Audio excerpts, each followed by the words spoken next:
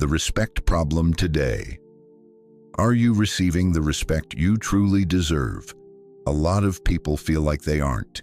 They feel a lack of respect from their job, their friends, and even from life itself. As Stoics, we hold the belief that every problem comes with a solution. If something in your life feels like a problem, then it can be fixed by focusing on the things that are within your control to change. And feeling disrespected, that's one of those things you can change. That's the Stoic approach. So in this video, we'll show you 7 techniques to help you stop feeling disrespected and start earning the respect you rightly deserve. The first technique is the most straightforward. To earn the respect you deserve, you must have. Technique number 1, building self-respect. First, self-respect. What does that really mean? It means that before anyone else can respect you, you must first respect yourself. Look inward, consider the stories you tell yourself and how you speak to yourself within your own thoughts. Self-respect serves as the groundwork for every other form of respect. When it's missing, you unknowingly send a message to others that you aren't worthy of their respect either. One clear example of this is accepting behavior or treatment that you know is beneath you. But you have the power to change that by stepping away from such situations. And the best place to begin is in the one space where no one else can interfere, your own mind. Take stock of your thoughts. Are they uplifting? Do you value your accomplishments and the things you've done well? If you haven't, or if you don't, now is the time to begin. Marcus Aurelius spoke to this when he said, "I have often wondered how it is that every man loves himself more than all the rest of men, but yet sets less value on his own opinion of himself than on the opinion of others." Self-respect starts with self-awareness. You must examine your strengths, your weaknesses, your values, and your boundaries. Ask yourself, what are you proud of? What have you achieved that deserves recognition? Once you can answer those questions with certainty, you'll begin to develop a sense of inner strength that naturally attracts respect. A common mistake is to confuse self-respect with overconfidence, but they are not the same. Arrogance is born from insecurity. It's a mask we wear to cover up self-doubt. True self-respect, on the other hand, allows for humility because it doesn't depend on outside approval. As Epictetus once said, "It is impossible for a man to learn what he thinks he already knows." You cannot learn self-respect if deep down you believe you don't deserve it. In practical terms, building self-respect takes consistent effort. Begin by talking to yourself with the same respect and kindness you'd give someone you admire. Pay attention to your inner voice. Does it sound critical, harsh, or dismissive? Would you speak to a friend or a colleague in that way? If not, why do you speak to yourself like that? The Stoics used daily reflection to build their inner strength. Each night, Marcus Aurelius would examine his day, recognizing where he stayed true to his principles and where he fell short. If he failed, he committed to doing better. If he succeeded, he acknowledged it. When you learn to validate yourself instead of looking for validation from others, it becomes clear. The easiest and most powerful place to start is always with yourself, because your mind is something you can control far more than anything outside of it. Now, let's move on to the second technique for gaining more respect. Technique number 2. Life changes that matter to position yourself to receive more respect. You sometimes have to make real changes, because let's face it, respect can often be a surface-level symptom of deeper issues that require more serious transformation. Respect begins from within, before the world reflects it back to you. When others treat you poorly, trying to fix them rarely works. What you might need instead is to change your own life. Start by examining where in your life you feel the most disrespected. Is it at your job, at home, within your friendships? Those recurring patterns reveal where change is most needed. Think about your job. Do you dread conversations with your boss or coworkers? If your job consistently makes you feel diminished, then it's something that needs attention. You may need different responsibilities, a different team, or perhaps an entirely new job. Respect naturally follows when your work feels meaningful and when those around you treat it that way. Now consider your living space.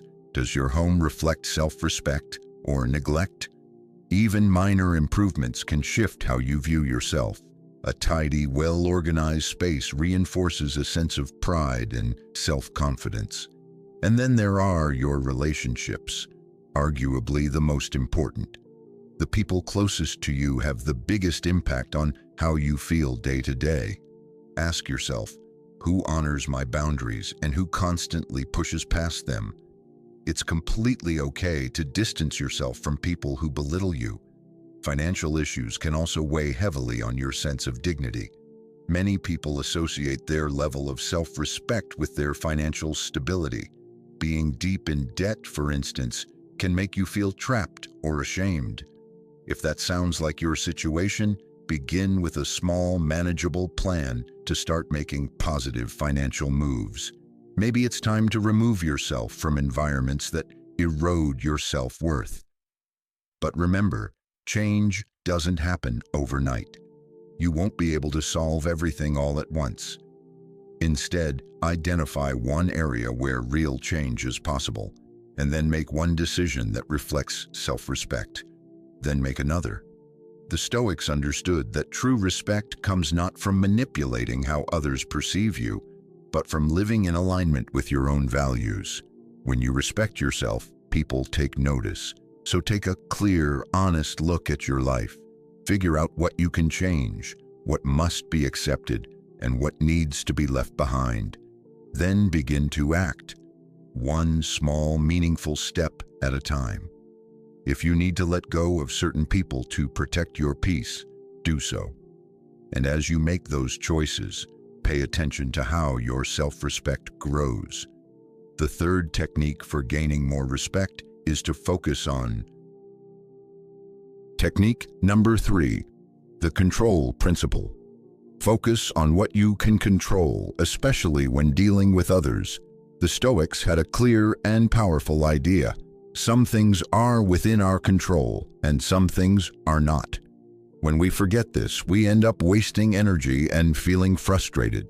Take a simple face-to-face conversation as an example. In any such interaction, there are only a few things you actually control: your words, your body language, your appearance, and your intentions. That's it. You cannot control how someone hears you, what they think about you, or how they choose to respond. Most of our frustration comes from trying to control the things that are outside our influence. You might explain something carefully, yet the person still misunderstands. You might speak respectfully, but the other person still takes offense. You may try to help, but they assume you have selfish motives. Before having any important conversation, take a brief moment to remind yourself what's under your control and what isn't. Doing this creates a calm mental space around you. The Stoics had a tool for this mindset called the reserve clause, a small mental note they'd attach to any action. I will speak clearly if nothing prevents it. This reminder isn't about lowering your standards. It's about redirecting your energy where it actually makes a difference. In that same face-to-face example, you might focus on selecting clear language, using a respectful tone, and checking in with your true intentions. In a work setting, that could mean having a conversation, following it up with a thoughtful email, and backing it up with quality work.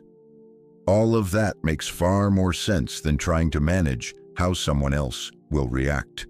So when someone misunderstands, don't get defensive. Just say, I think I wasn't clear. Let me try again. And when someone gets angry, remember, their emotions are their own responsibility, not yours.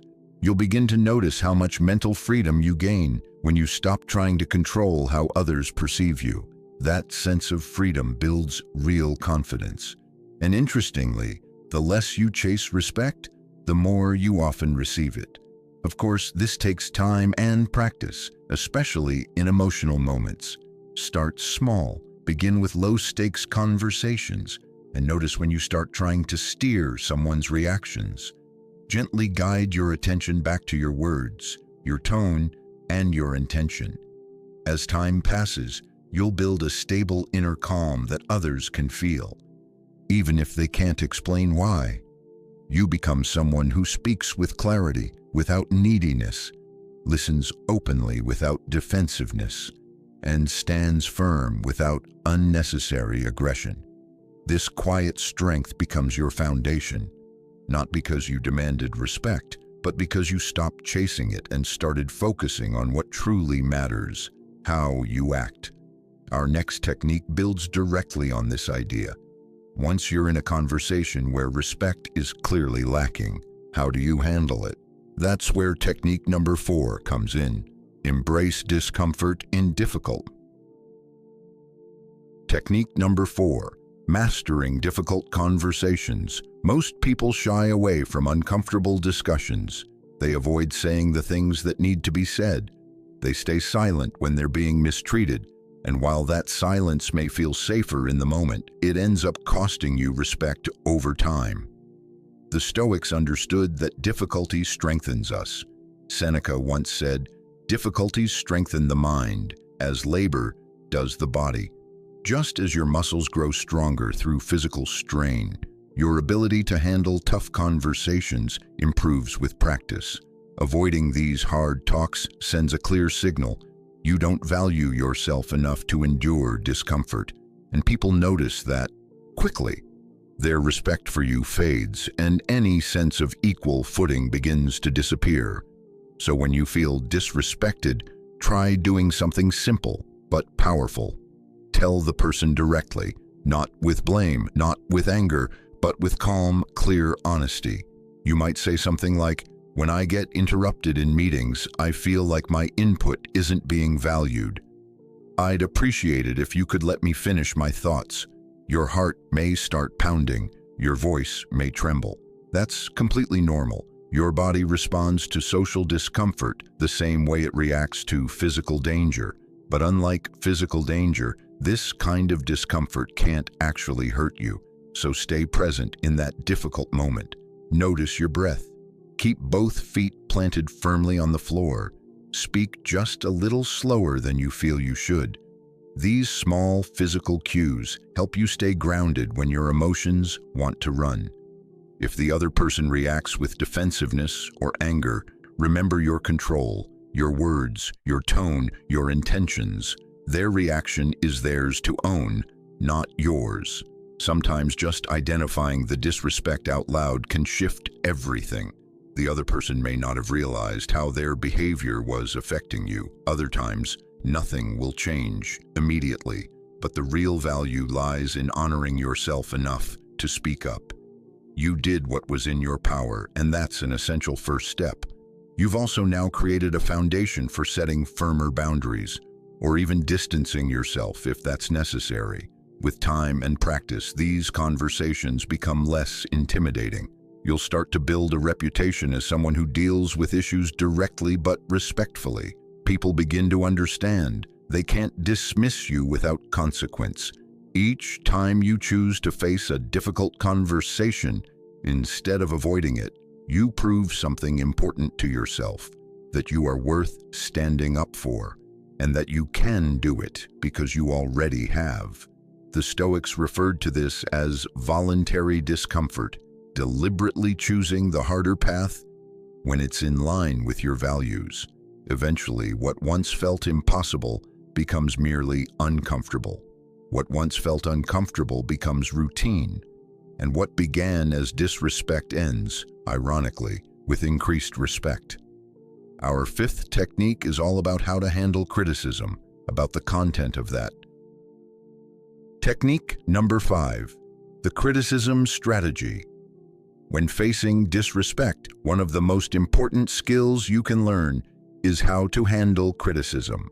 Our Stoic advice: Accept valid criticism with calmness and discard the rest without taking it personally. How you respond to criticism shapes how others perceive you. Most people react in one of two ways. They either get defensive or they feel defeated. Both responses lead to a loss of respect.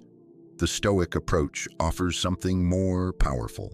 Marcus Aurelius wrote, "If you are pained by any external thing, it is not this thing that disturbs you, but your own judgment about it." That idea alone can transform how you handle feedback. When someone criticizes you, pause for a breath before you react. Ask yourself, is there truth in this that I can use? If the answer is yes, thank them for the insight. That response shows real strength. Most people struggle to admit when they're wrong without feeling ashamed.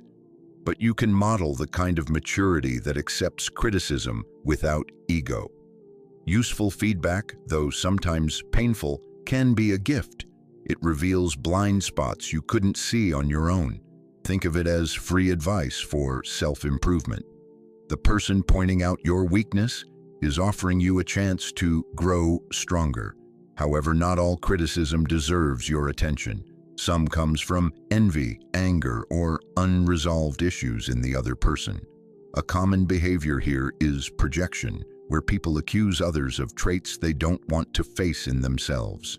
That kind of feedback isn't useful, and you can safely ignore it. As Marcus Aurelius put it, "If any man despises me, that is his problem. My only concern is not doing or saying anything deserving of contempt." When you're met with unfair criticism, respond simply, "I'll think about that." Then, in private, reflect on whether there's any truth. If not, let it go, without getting pulled into unnecessary conflict. Responding with calm shows your self-respect. Over time, you'll begin to notice patterns. If someone always criticizes you unfairly, it might signal a relationship that needs to change. People who truly respect you offer criticism to support you, not to tear you down. The key is to remain calm. Marcus reminds us, you are never compelled to form an opinion about anything on the spot, and nothing has the power to shake your peace of mind unless you let it. Events by themselves hold no power over your inner state. It is you who chooses your response. You get to decide the kind of person you want to be. The person who can accept fair criticism with composure and let go of the unfair without resentment displays deep inner resilience. That quiet confidence draws respect, and even when it doesn't, you gain something else. Clarity about who's trying to help you and who brings problems you're better off without. Our sixth technique for earning more respect? It's about how you communicate, with a focus on technique number 6, speaking to others' best selves. Earlier, we talked about the importance of making your feelings known, letting people know when you feel disrespected, but just as important as the stick is the carrot, encouraging people to respond with kindness instead. It's worth considering that the way you communicate with others might be contributing to the very disrespect you're trying to overcome. There's a chance you could improve your approach, and that shift might help solve more than you think. A lot of people tend to speak to the worst parts of those around them. They zero in on mistakes, shortcomings, and flaws. While that might give a temporary feeling of control or power, it often comes at the cost of kindness, and not every moment calls for harshness. The Stoics had a better strategy. They understood that how you speak to someone else is a reflection of your own character. When you choose to speak to the highest self in another person, you simultaneously reveal the highest part of yourself. Pause and think. How can you be a source of inspiration? You have the potential to lead in your daily interactions. Every time you open your mouth, you get to decide, will you draw people in or push them away? That choice is present in every conversation. In supportive moments, when you see someone struggling, don't highlight their failures. Highlight what they're capable of. Saying, "I know you've got this," carries far more weight than "you always screw this up." In many scenarios, "Here's something we could improve," will land much better than "Here's what you did wrong." And once again, check yourself. Are you unknowingly contributing to the problem? Examine your tone and choice of words for signs that you're speaking down to people. Statements like, "You wouldn't get it," or "Let me put this in simple terms," or "You always," can easily come across as condescending. Instead, opt for words that assume intelligence and goodwill in others. At the same time, remember this: even if you're doing your part, if someone still refuses to show you respect, you're not obligated to mirror their behavior. The best revenge is not to be like your enemy, said Marcus Aurelius. By addressing the best in others, you encourage it to grow, and when you help foster a space of respect, you'll find that respect comes back to you more freely. Our seventh and final technique is all about you, aligning yourself internally so that your presence commands respect even before you speak. Technique number 7, aligning words with actions. Think for a moment about the people you truly respect. Chances are they're individuals who follow through. They say what they mean, and then they do it. Their words carry weight precisely because their actions reinforce them. Marcus Aurelius summed it up plainly: waste no more time arguing what a good person should be. Be one. Start this practice in simple, manageable ways. Only make promises you're sure you can fulfill. If you tell someone you'll call them back, then make that call. If you agree to a meeting time, show up on time. These seemingly small acts build a foundation of trust, both in yourself and in how others see you. Being honest when you slip up also earns respect. When you make a mistake, own it without making excuses. Say things like, "I was wrong," or "That was my mistake," instead of pointing fingers at others or blaming the situation. What we're really talking about here is integrity, and it's not just reserved for major moral decisions. Integrity is built in the day-to-day moments, where you follow through on what you said you would do. Of course, this isn't always easy. You'll stumble now and then, but when that happens, acknowledge it, learn from it, and keep going. The goal isn't to be perfect, it's to be consistent. As your words and actions start to line up more frequently, something shifts internally. Conclusion: how to start your respect journey. Today, you now have 7 clear, practical techniques to help you earn the respect you truly deserve. Start by building self-respect. Make real changes in your life that support your self-worth.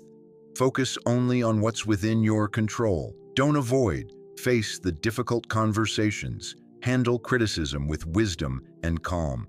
Speak to the best in those around you. Always ensure your actions align with your words.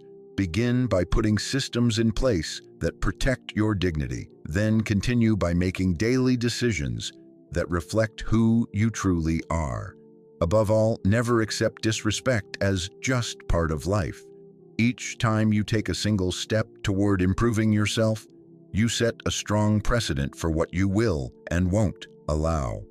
Pick just one of these techniques to begin with. Try it, see how it feels. Then build from there, one day at a time. In our upcoming videos, we'll dive deeper into more timeless Stoic wisdom to help guide you through everyday struggles. All of these practices point back to one central idea: living a good life starts with mastering your own mind. So don't forget to subscribe and turn on notifications to become part of our Stoic community. Your comments go a long way.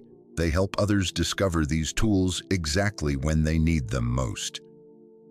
Until we meet again, remember what Seneca said: "It is the mind that makes us happy in whatever condition we are."